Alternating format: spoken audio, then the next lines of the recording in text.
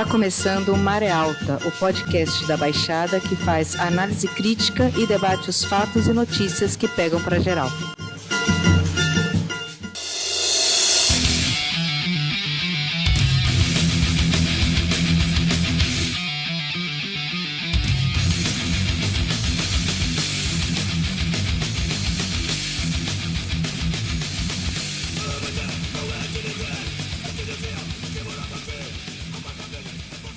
Boa noite para quem é de boa noite, bom dia para quem é de bom dia e boa sorte para quem é da madrugada.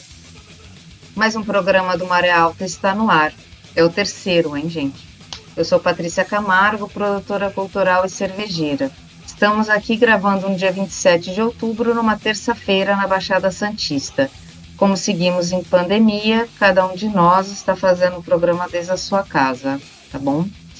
E nós seguimos aqui com o Ricardo Rugai, professor de História da Rede Pública e cervejeiro. Boa noite, gente.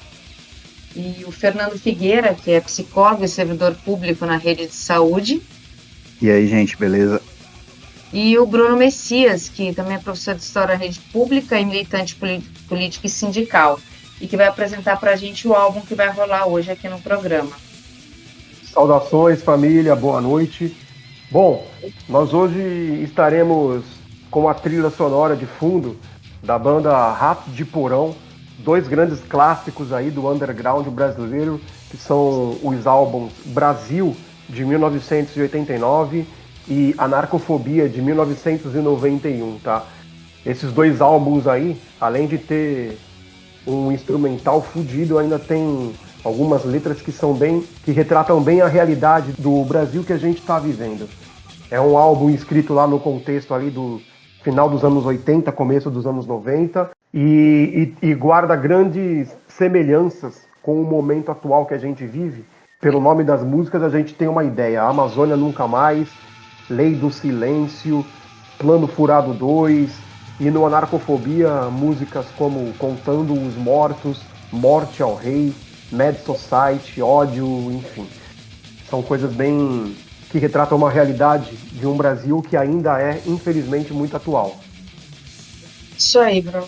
Beleza, obrigada. E hoje, no Maré Alta, nós vamos tratar de dois temas, como a gente tem feito. No primeiro bloco, nós vamos falar sobre a vacina contra o Covid-19 e no segundo, sobre as eleições municipais. Dá para dar fazer uma abertura aqui sobre o assunto da vacina? Eu vou ler um trecho de uma matéria que saiu ontem, do UOL, em Brasília, ontem, dia 26/10, onde o Bolsonaro segue fazendo seus comentários difíceis, indigestos para a gente, né? E ele disse assim: eu não sei por que correr, disse o Bolsonaro, sobre a vacina contra a Covid-19. O presidente Jair Bolsonaro, sem partido, afirmou hoje não entender porque é uma corrida intensa pela vacina contra a Covid. Segundo a Universidade Johns Hopkins, o coronavírus já infectou mais de 43 milhões de pessoas no mundo e matou mais de 1,1 milhão. No Brasil, são mais de 157 mil óbitos. Ainda assim, Bolsonaro declara que, de acordo com as informações que chegaram até ele, a vacina mais rápida que até hoje foi feita, levou 4 anos entre o desenvolvimento das pesquisas e o processo de aprovação. Diante disso, ele não entende por que a população tem tanta pressa. Mesmo assim, surgiu uma polêmica que a vacina que chegou ao Supremo Tribunal Federal na semana passada, porque os partidos de oposição ao governo acionaram a corte para tentar obrigar o Bolsonaro a colaborar com o desenvolvimento de toda e qualquer vacina contra a Covid, tá? E a Celema se identificou com a disputa política entre Bolsonaro e João Dória por conta da escolha de quem vai fornecer a maior parte das vacinas. E, além disso, os dois ainda duelam sobre a obrigatoriedade da vacina. Tá, eu vou passar aqui a fala para os meninos, né, para os nossos comentadores, que vão falar um pouco aí sobre o assunto. Bom, gente, parece doideira, né? Mas nós estamos vivendo os tempos em que nós temos um presidente que agora dá voz ao malfadado movimento anti-vacina, né? É curioso porque não tem nada mais anticientífico, né, do que a paranoia de que a vacina pode fazer mal para as pessoas, etc., né? Por mais que a gente tenha desconfiança, né, uma vacina, quando chega para uso público, o benefício dela é infinitamente maior do que os riscos mínimos que ela pode causar para uma quantidade muito pequena de pessoas, e que quando causa algum malefício é uma coisa muito tranquila, como um resfriado, como uma gripe da pessoa, né? Então não há nenhum embasamento científico para se ter medo das vacinas, né? O que parece existir na prática é que a afirmação do direito individual sobre o direito coletivo está se tornando cada vez mais intensa pelo mundo afora. Nos Estados Unidos isso já é muito forte, né? É aquela coisa do cara ter a propriedade dele, com a arma dele, de criar os seus filhos do seu jeito, fora da escola, né? Uma aversão à sociedade de maneira geral. Para quem tem aversão à sociedade, para quem acha que o direito individual é absoluto, a vacina é só mais um elemento nesse pacote. Foda-se os outros, os meus filhos não vão pegar essas doenças, suponho essas pessoas, né? E é curioso porque esses movimentos não chegavam no Brasil de uma maneira tão forte, né? Esses movimentos partiam mais de uma classe média alternativa, branca, europeia, americana, né, estadunidense, e aqui no Brasil muito pouca gente. E agora, pela via do neofascismo individualista do Bolsonaro, né, a coisa está se alastrando. Então tem muita gente das igrejas evangélicas com medo da vacina, né, muita gente no povão está com esse medo da vacina, e a politização, então, a paranoia anti-China, está fazendo essa coisa da vacina, do medo da vacina, de pessoas que vão ver e não tomar a vacina como uma atitude política, né? Sinceramente, né, uma situação muito bizarra, né? Para quem viveu na juventude, ou melhor, na infância, aqueles programas, aquelas extensas campanhas contra a vacina da paralisia infantil, da poliomielite, a vacina SEBE, para quem viu o Brasil se tornar um país, né, que conseguia imunizar a população para várias doenças, né, assistir essa regressão é algo muito estranho, muito esquisito, muito triste, né? É um verdadeiro mundo bizarro mesmo que a gente está vendo nessa situação, né? E aí nós temos o nosso presidente tomando a frente disso daí. Eu não sei o que o Bruno, o que o Fernando pensam disso, mas eu acho que me faltam palavras para expressar estranheza nessas coisas, viu? Sim, complicado. O maluco conseguiu polemizar, né? Tornar político uma questão que é puramente técnica e científica, né? Primeira questão a se apontar é o seguinte: o Bolsonaro e os negacionistas aí apontam que a vacina teria sido feita em cima da hora, nas coxas e tal, só que isso não existe, né? Se o Bolsonaro fosse um presidente minimamente responsável, que sentasse com a equipe técnica ali dele e escutasse especialista no assunto, ele saberia que a vacina ela tem usado os dados científicos de pesquisas para imunização contra o SARS-CoV-1, né? Porque a gente está aí numa mutação do SARS-CoV-1, que é o SARS-CoV-2, então já existem vacinas em desenvolvimento e em teste já há anos, entendeu? Passando lá pela fase 1, que é a fase que era feita nos seres humanos e para verificar a segurança da vacina, a fase 2, onde se estabelece qual a resposta imunológica do organismo, a fase 3, que é a última fase do estudo ali para obter o registro sanitário, e a fase 4, que é a fase da distribuição para a população. Portanto, o embate não é ideológico, né? O embate ele tinha que se restringir à questão científica. A vacinação é uma questão de saúde pública, né? De vigilância sanitária, que são setores técnicos e não políticos. A vacinação ela pode ser considerada uma medida de solidariedade social, né? Porque ela protege ao mesmo tempo o indivíduo e a comunidade. Eu selecionei aqui uma frase de um pesquisador do Centro de Tecnologia de Vacinas da Universidade Federal de Minas Gerais, Flávio Guimarães Fonseca. Ele deve ser meu xará de sobrenome aí, também sou Fonseca, e ele diz o seguinte, né? Quando a maior parte das pessoas se vacina, a doença passa a encontrar menos hospedeiros viáveis. Então, se a maior parte das pessoas está vacinada e tem resposta imunológica contra aquela doença, essas pessoas começam a funcionar como barreira, inclusive para aquelas que não foram vacinadas, né? Então, isso diminui a circulação do vírus na população, afirma aí esse pesquisador lá de Minas Gerais. Então, ao se vacinar a maior quantidade possível de pessoas, chega-se a esse estado que nós chamamos aí de imunização, de imunidade de rebanho, que pode, por fim, ou começar a erradicar, né, a epidemia. Eu sei que existe uma grande discussão nesse campo aí, e é um campo mais jurídico, mas pela minha interpretação, e que é uma interpretação aí que acompanha o raciocínio de alguns especialistas, eu entendo que existe sim como o Estado vacinar compulsoriamente a população. Mas aí eu gostaria de fazer aí um pequeno histórico do nosso arcabouço jurídico aí sobre vacinas, e aí depois eu faço isso depois da fala do Fernando. Cara, eu tô ouvindo vocês aqui e eu acho que o Bolsonaro ele vai criando uma narrativa e vai gerando me parece algo, esse manejo, né, que ele tem com o discurso, que daqui a pouco, quando for acusado de que, você falou que não ia ser obrigatória, ou que ia afrouxar, ou que não ia investir na vacina e tal, ele vai dizer, não, mentira, não foi isso que eu quis dizer. Porque o discurso acaba sendo, de fato, bastante vago, né? Não se apoia exatamente em argumentos nem científicos, mas e muito menos pautados na saúde pública, né? Na política de saúde pública. O que acho bastante também interessante, né, que Bolsonaro de alguma forma vai construindo um cenário em que a vacina é discutida não pelos seus parâmetros exatamente científicos, né, mas pela questão política. Então, Bolsonaro está nessa empreitada se colocando como alguém que é anti-autoritário e atribuindo aqueles que têm defendido a vacinação compulsória como os autoritários. Claro que a gente sabe que o Bolsonaro não tem nenhum problema. Bolsonaro é um sujeito que defendeu Pinochet, Ustras, né, e não tem nenhum problema.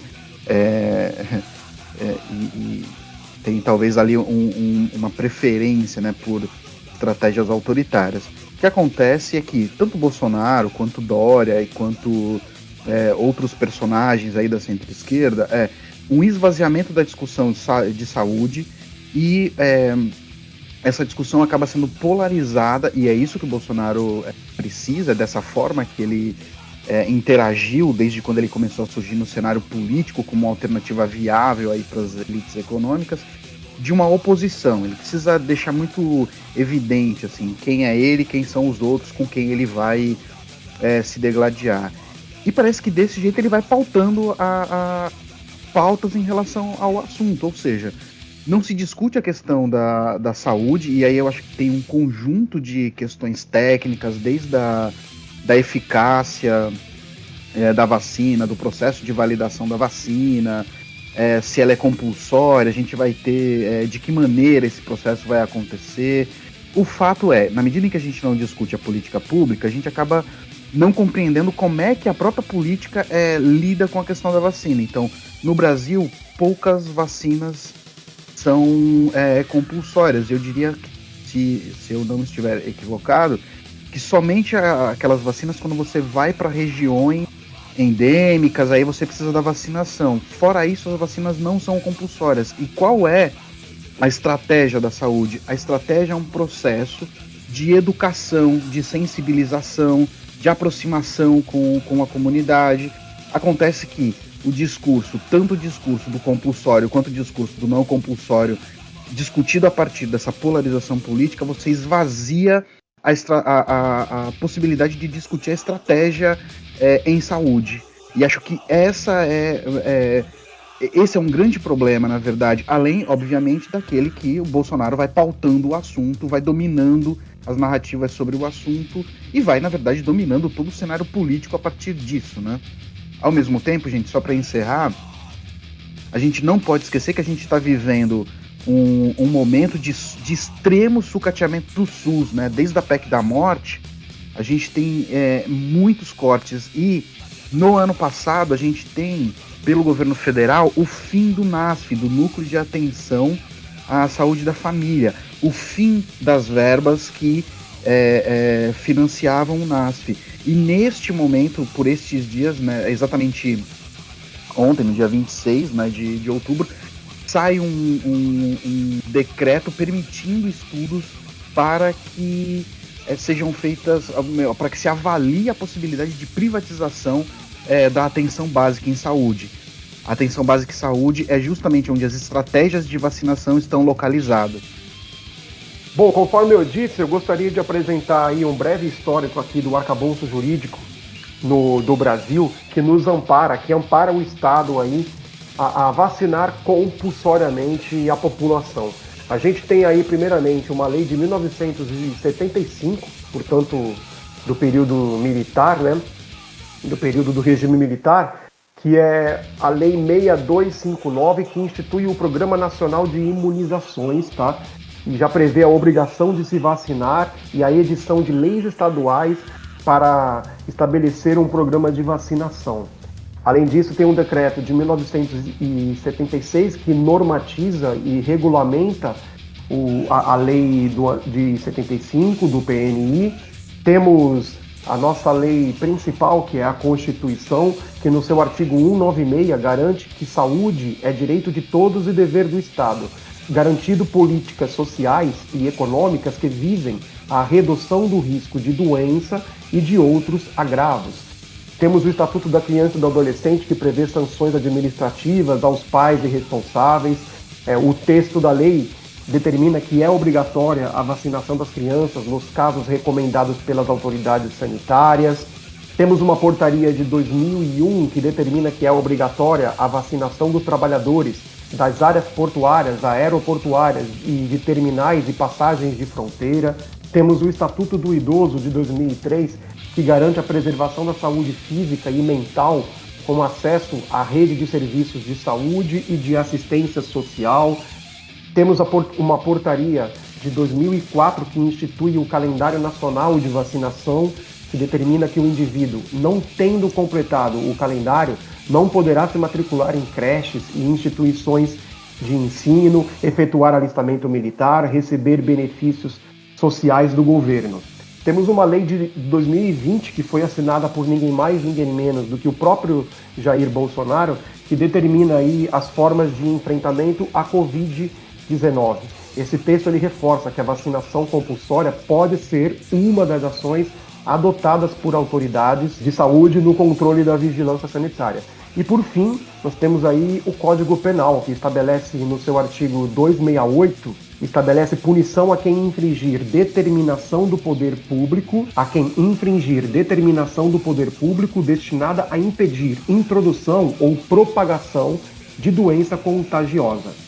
Então, o Bolsonaro, ele não se atém nem às questões científicas e nem às questões legais, e nem às questões jurídicas. Então ele simplesmente aí joga a questão num embate político que a gente sabe tem um propósito, e esse propósito está sendo cumprido aí quando a gente bate aí 160 mil mortos e provavelmente chega aí ao final do ano beirando os 200 mil mortos.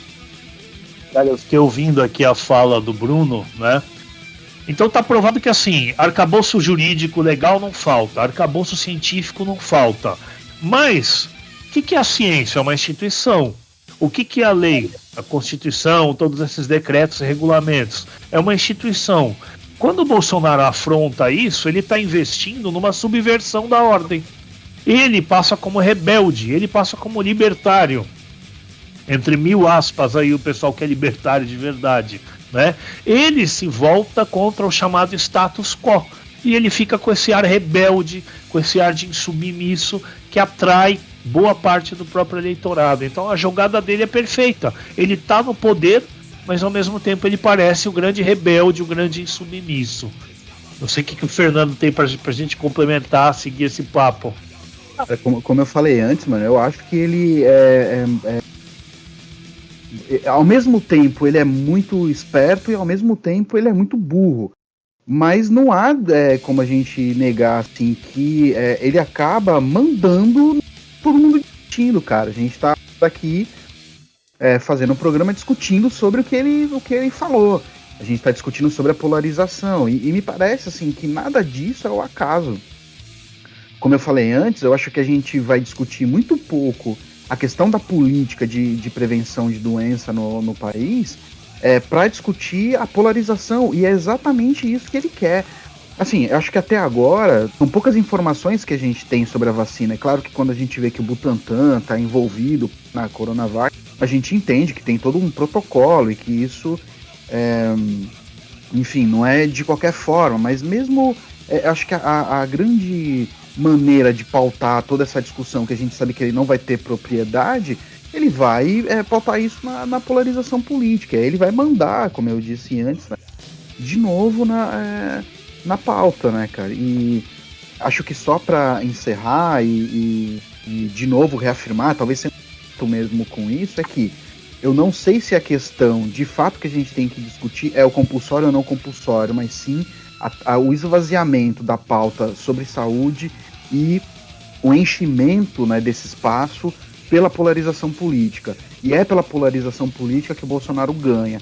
É pela polarização política que o Bolsonaro manda nas pautas que a gente tem discutido, nas pautas que o campo progressista vai se organizando em volta, né? Então, acho que é isso. Acho que tem aí uma construção de uma certa ideia, de uma certa narrativa aí que nos conduz para a polarização e parece que o tempo inteiro a gente está meio vendido nisso, né? Bolsonaro, como eu falei em algum momento, eu não sei se cortou, mas ao mesmo tempo ele é um idiota, mas um idiota esperto. Se é que essa contradição seja possível.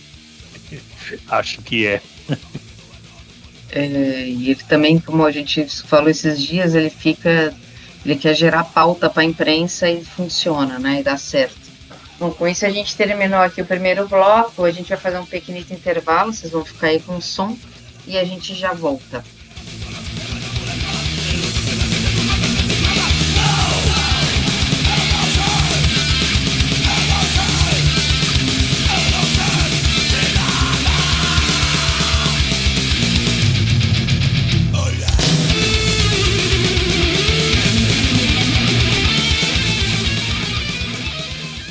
Estamos de volta aqui com o nosso segundo assunto. A gente vai falar sobre as eleições municipais.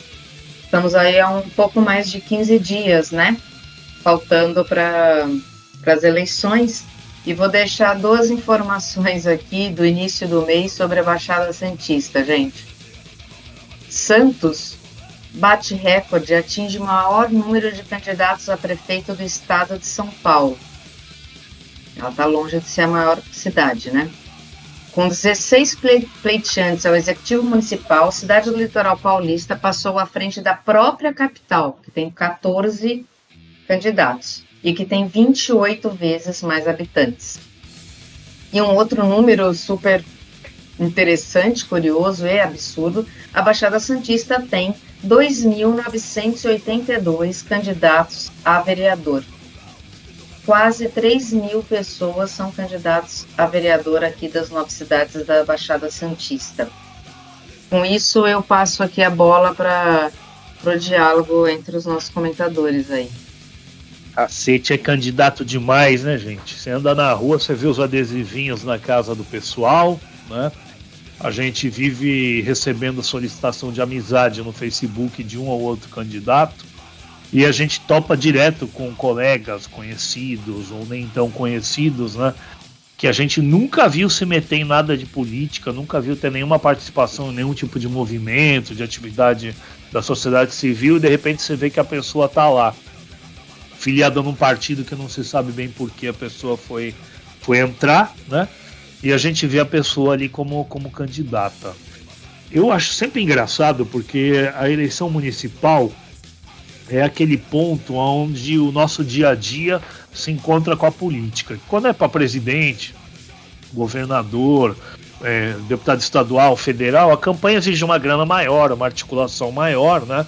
Então a gente não vê os candidatos tão próximos da gente quanto na eleição municipal. E aí na eleição municipal acontece um fenômeno curioso. Normalmente as pessoas atribuem aos políticos todos os males da sociedade, né? Dá a impressão que os políticos vieram de Marte, né? Que eles não nasceram na nossa sociedade, né? Como se fossem eles pessoas ultra-individualistas, preocupadas com seus próprios interesses. Bastaria a gente trocar esses políticos aí por pessoas mais altruístas ou honestas ou competentes. E aí quando chega a eleição municipal, a gente vê tudo que é interesse mesquinho se colocando em disputa na eleição. Pessoas que criticam os grandes políticos filiadas nos partidos desses mesmos grandes políticos que elas mal sabem quais são, né? E aí, né, a eleição municipal traz pra gente, né, uma situação que é aquela promessa de resolver todos os problemas do mundo, ignorando o que é problema de âmbito estadual, o que é problema de âmbito federal, né? Dá a impressão que tudo pode ser resolvido no plano municipal, né? E a gente vê uma situação, né, que você não sabe se a pessoa é mais trouxa ou mais oportunista, né? Todo mundo sabe que as vagas para Câmara, todo mundo não, ninguém sabe, Ricardo. As vagas para uma Câmara de Vereador, né, são por legenda, por partido. Então não entra o candidato mais votado, entra o partido que teve mais votos, seja por legenda ou por candidato. Como ninguém sabe disso, ou pouca gente sabe disso, o que muito partido faz? Ele já tem um candidato para onde vai despejar as verbas e a maior propaganda. Eles amealham aí um monte de gente que está se achando malandrão que vai ser eleito, e aí esse bando de trouxa vai só juntar voto para a legenda para um ou dois serem eleitos da legenda. Por que acontece isso, né? Porque as pessoas só trabalham pelo próprio interesse. Infelizmente, até mesmo nos partidos de esquerda, a gente vê essa lógica, né? Supostamente um partido de esquerda que tem um projeto político mais compartilhado por todos, deveria falar o seguinte: pô, a gente tem chance de eleger 2, ou 3, ou 1. Então vamos escolher essa pessoa ou essa outra pessoa, e todo mundo do partido vai trabalhar para essas duas pessoas. Mas não, você vê o partido com meia dúzia, com 10, com 15 candidatos. Porque só trabalhando pelo interesse próprio eles conseguem juntar votos para talvez a legenda conseguir um lugar, né? Então a gente vê na eleição municipal vários dos vícios da grande política, vários dos vícios do próprio ser humano serem reproduzidos em pequena escala, lado a lado aqui com a gente, nas casas, nos nossos locais de trabalho e na rua, né? Eu acho que eu fico por aqui nessa primeira fala. Passo a bola aí, gente. Sobre essa questão aí das eleições, eu gostaria primeiramente de fazer uma consideração meio mais individual aqui, tá? Falando mais a respeito aí da minha perspectiva, né, política. Nós do campo socialista, comunista, aí temos plena noção de que as eleições burguesas elas não vão sozinhas emancipar o povo, a classe trabalhadora, tal. A gente não se lança em pleito eleitoral com essa finalidade utópica e pequeno burguesa de mudar o sistema por dentro e tal. Só que o fato é que a política institucional, ela é deliberativa, né? Ela delibera as políticas públicas, cria as leis que regem a sociedade e que, portanto, impactam na realidade de todos nós. De modo que termos pessoas comprometidas com as nossas causas nos poderes executivos e legislativos de todas as esferas é, sim, muito contributivo para a luta de classe.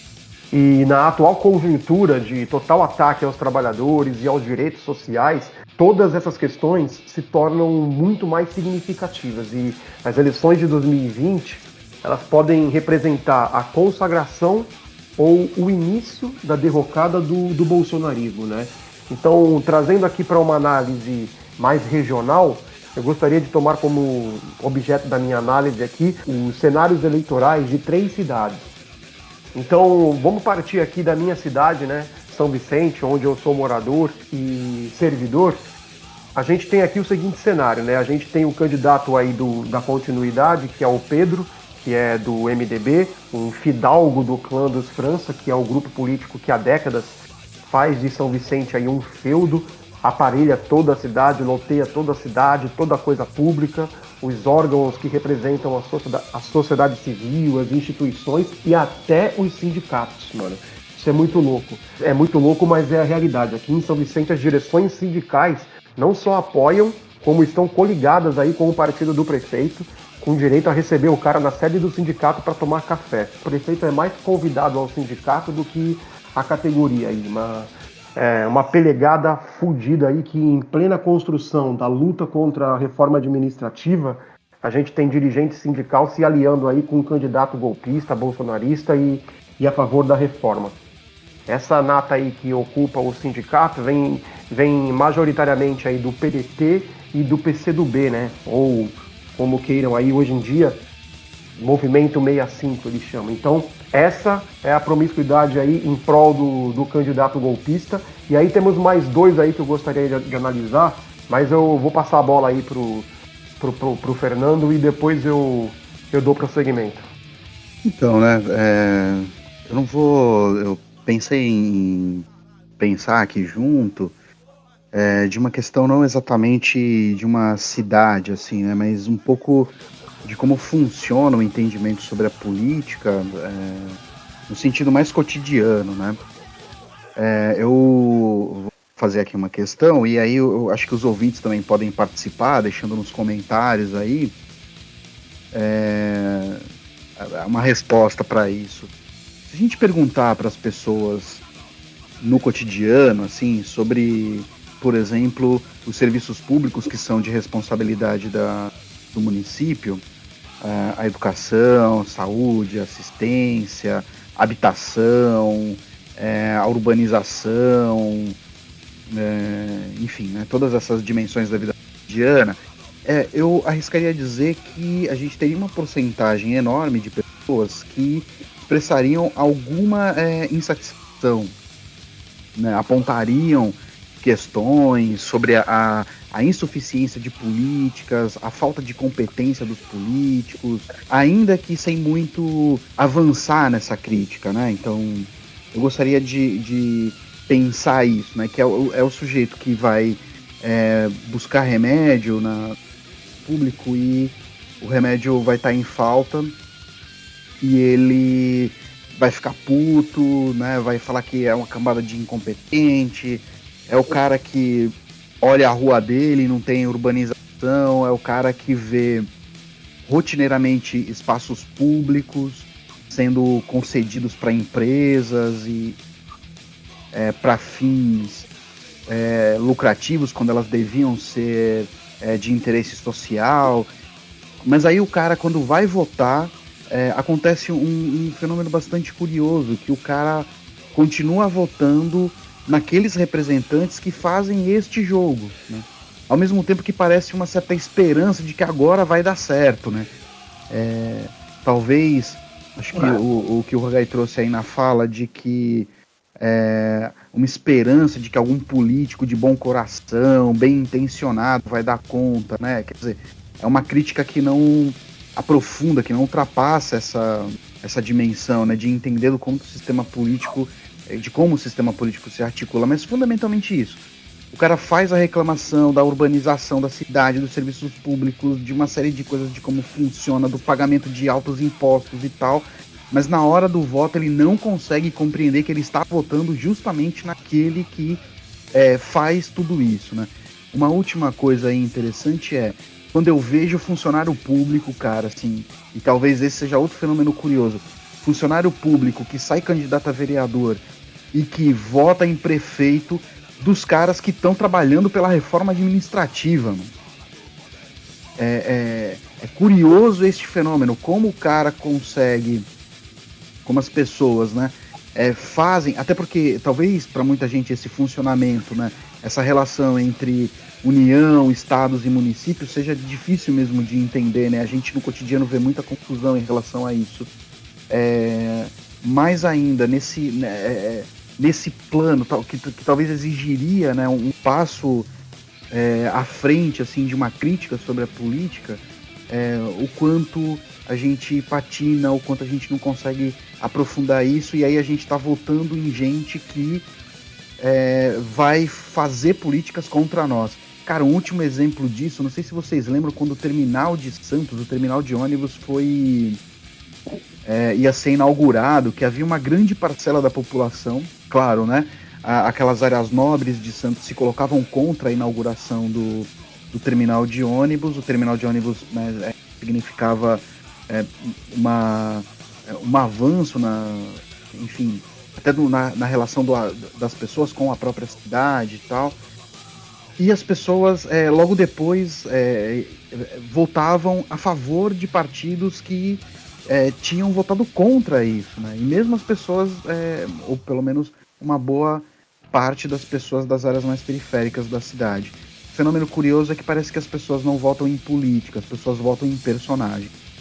Só para concluir aqui sobre o cenário político de São Vicente e regional, nós temos aí, além do Pedro Gouveia, que representa aí o clã político que estabeleceu um feudo aqui em São Vicente, nós temos aí também uma candidata do PSDB, que é a representante do Dória, a Solange Freitas, uma tucana forasteira que mora em Santos e vai tentar se aproveitar da popularidade de repórter da Tribuna, que é uma TV afiliada à Globo, para poder fazer esse trampolim político aí, igual Rosana do Vale, que é a deputada que apoia o Pedro e que o pessoal aqui da cidade confunde muito. É muito comum você ouvir o Vicentino falando que a Rosana do Vale é candidata, mas enfim, não é. Confundem, mas de fato é tudo farinha do mesmo saco. E eu digo que se largar essa Solange Freitas ali no camelódromo de São Vicente, ela não sabe chegar na prefeitura, tá ligado? Além dela, além da tucana e do representante do senhor feudal, nós temos aí o Caio Amado do Partido Podemos, que é o representante de uma suposta nova política, mas que vem representando o partido, que no Congresso é a maior base de apoio ao Bolsonaro, coligado com partidos dessa mesma base golpista aí. Então o cenário eleitoral para São Vicente é esse, dos 3 concorrentes principais aí, que disputam de fato a cadeira de prefeito. Sinceramente, eu não consigo pensar em nenhum que seja viável. A única candidatura mais viável aqui na cidade seria uma candidatura com um apego mais popular, que é a chapa do PT-PSOL, que, embora o PT seja um partido majoritariamente corrompido, conciliador, e que aqui em São Vicente, inclusive, tem um histórico bem complicado aí de estar mancomunado com o coronelismo dos França.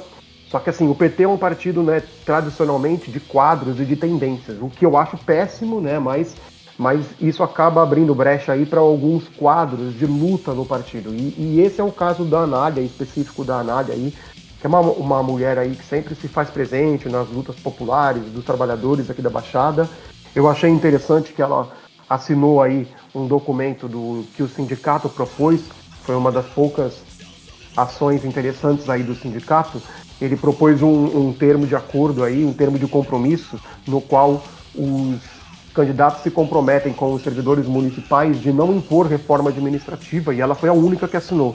A gente vê como esse Caio aí, todo mundo pinta ele de defensor do funcionalismo público, porque ele tem uma trajetória como servidor de carreira, mas no fim o maluco vai lá e não se compromete, né, a não estabelecer uma reforma administrativa, porque obviamente ele, né, tem um partido por trás aí.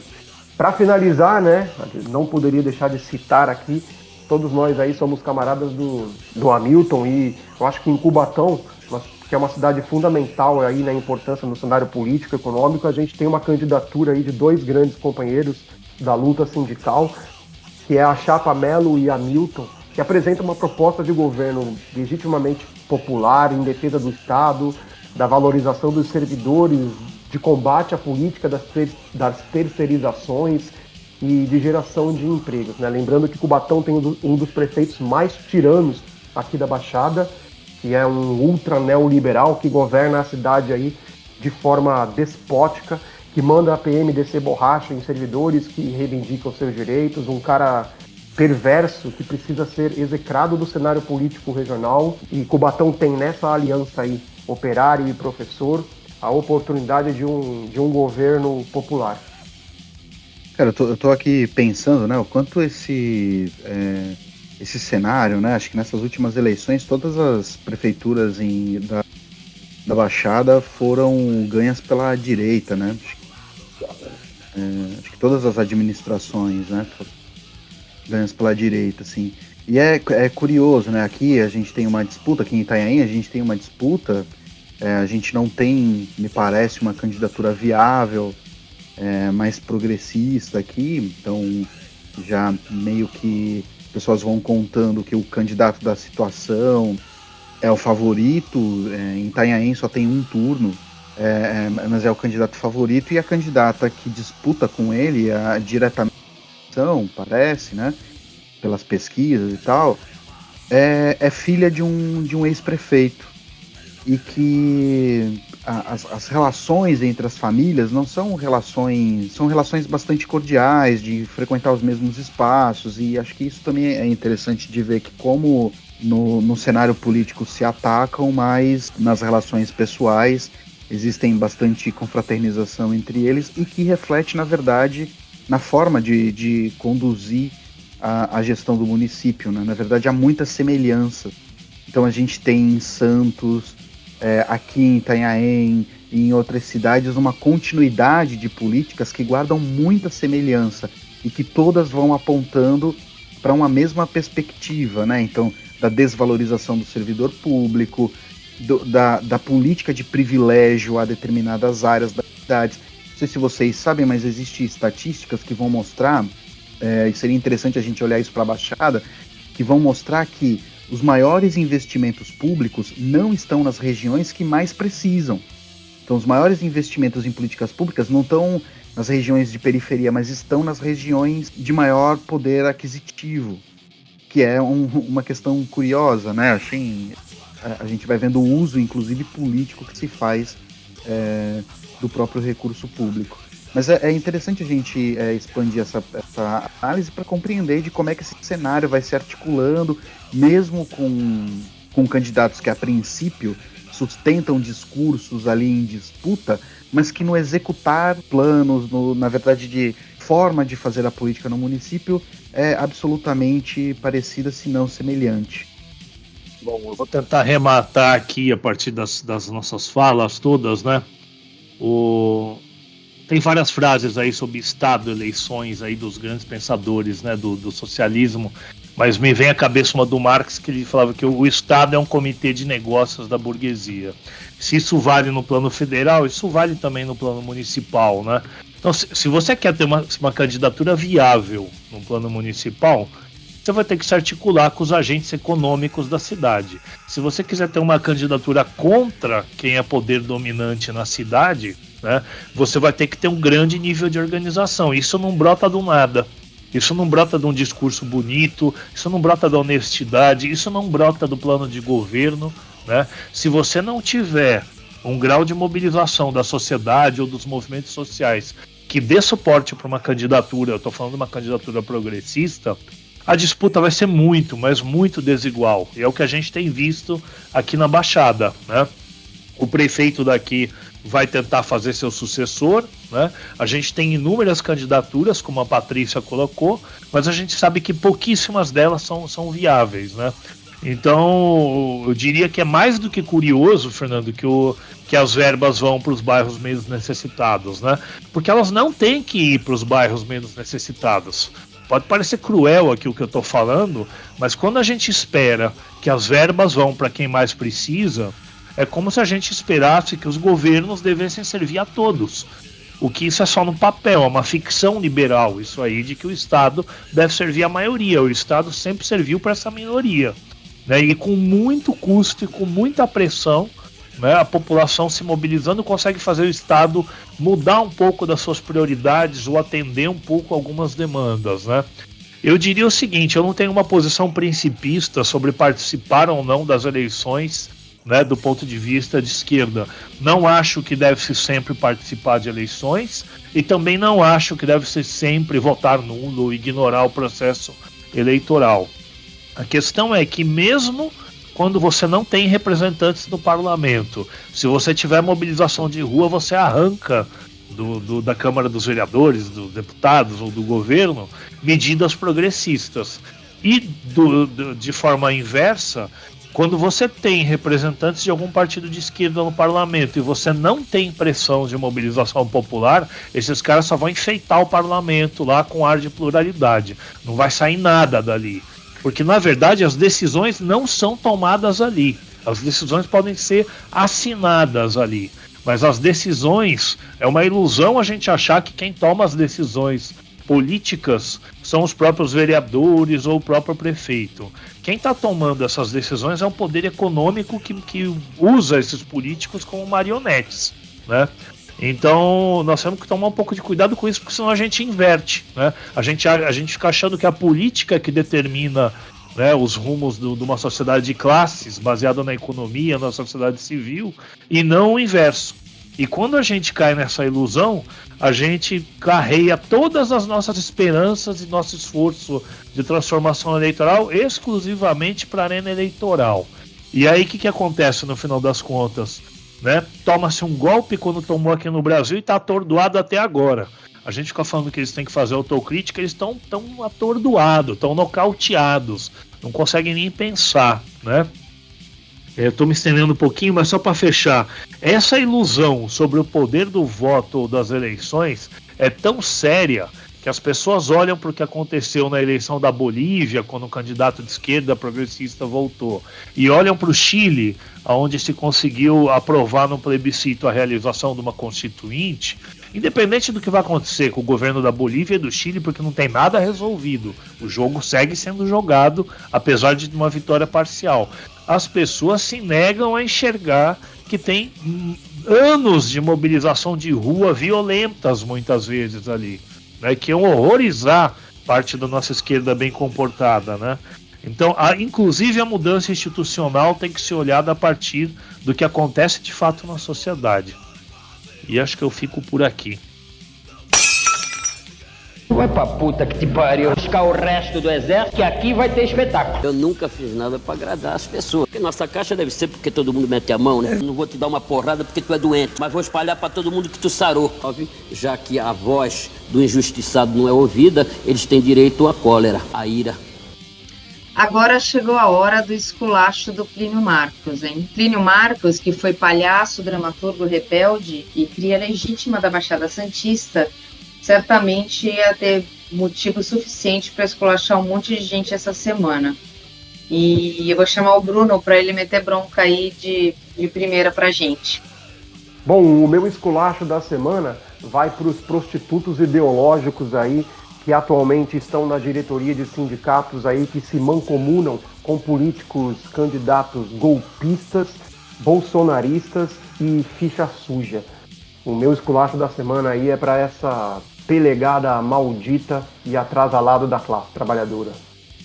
Vou fazer uma nota e o meu esculacho. A minha nota vai pro candidato a vereador Luiz Vanderlei Martins Júnior, que é da Democracia Cristã, que essa semana se queirou. Se queirar é um verbo em homenagem a Siqueirinha, o embargador de Santos, que deu a carteirada por conta do não uso da máscara, né? O candidato a vereador, na verdade ele nem é, porque ele teve a indeferida, né, o pedido de candidatura. Depois de tomar uma multa de trânsito por estar no celular e dirigindo, foi até o agente de trânsito e provocou, xingou, na verdade deu um chilique, se queirou. O meu esculacho, ainda que fica parecendo que a gente está entrando numa coisa quase comum, né? Parece meio até sem criatividade, mas a gente não vai deixar de passar isso. Bolsonaro, nessa última segunda-feira, né, dia 26, ele assinou um decreto que autoriza a criação de grupos de estudo para a concessão das unidades de atenção à iniciativa privada.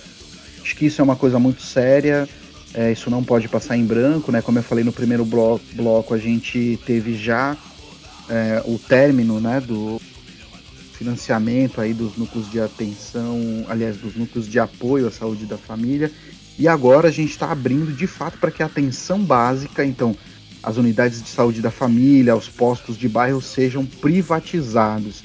Isso é a completa distorção do que é o sistema de saúde, né? Isso abre o sistema de saúde para ser um balcão de negócios, sobretudo para os lobistas dos planos de saúde.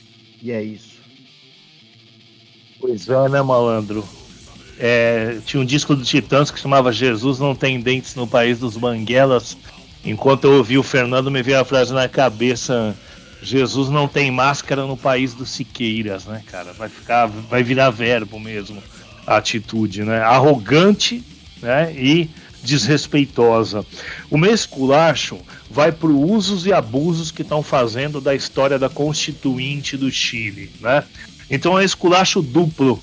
É um esculacho, por exemplo, para a parte da esquerda, bem representada pelo Lula, que falou: tá vendo, o Chile foi pelo voto, ignorando anos e anos de porradaria, de manifestação nas ruas para que se chegasse ao voto, né? Aí o cara que mais desestimula a luta de rua aqui no Brasil vem dizendo que aquilo é a solução. A direita adora isso daí, tanto adora que hoje de manhã, a primeira coisa que eu ouvi quando liguei o rádio foi o deputado federal Ricardo Barros. É isso? Tô errando o nome dele. Ricardo Barros, infelizmente ele tem o mesmo primeiro nome que eu. O cara falou o seguinte: repercussão da ideia de Assembleia Constituinte foi boa, estamos animados, né? Ou seja, a extrema-direita brasileira ouviu o negócio do Chile Constituinte e de repente falou: opa, nós estamos mais mobilizados na rua, nós temos mais opinião pública mobilizável nesse momento, nós estamos mais organizados, bora chamar uma constituinte. Vocês já imaginaram que seria uma constituinte hegemonizada pela direita aqui, né? Então, maioridade penal, pena de morte, destruição do que resta de direito trabalhista, né? Então, é uma irresponsabilidade política de quem é de esquerda falar de constituinte sem dar o devido peso ao processo que construiu essa constituinte.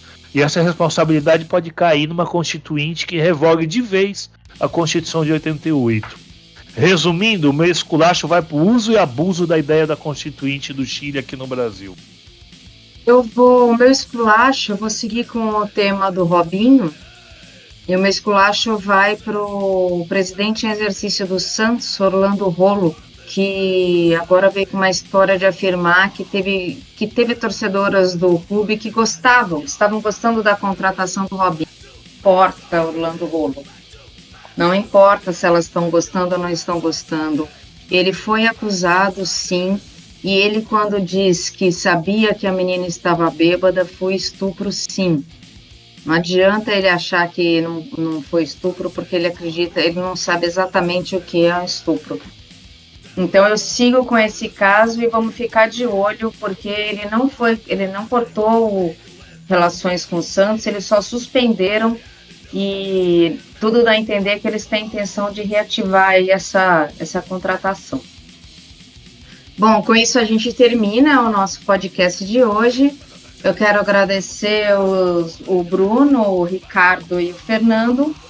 E todos cuidem-se, porque ainda estamos em pandemia, e até a semana que vem. Valeu, gente.